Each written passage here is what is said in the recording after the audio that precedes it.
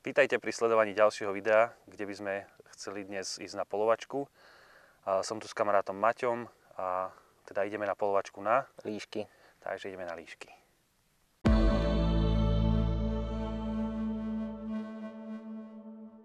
Takže ideme na polovačku na líšky. Maťo, akú tu máme zbraň? S čím budeme polovať? Je to Čezeta 600 v kalibri 8,57. Super. A akým štýlom ideme polovať? Ideme vyskúšať naposled a uvidíme, čo bude. Dobre, super. Tak poďme sa presunúť. Snáď budeme mať šťastie.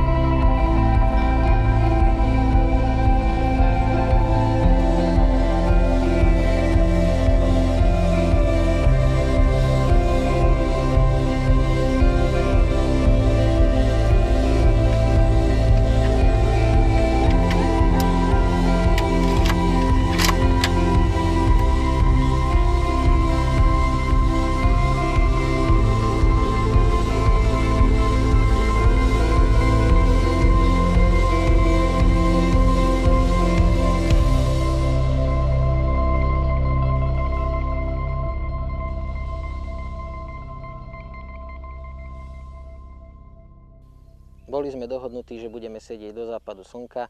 Keďže nám žiadna líška neprišla, tak sme sa rozhodli pomaly baliť.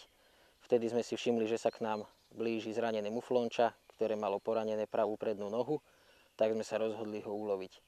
Kvôli svetelným podmienkam už nebolo možné nahrať to na normálnu kameru, takže môžeme pridať len video z pozorovacej termovízie.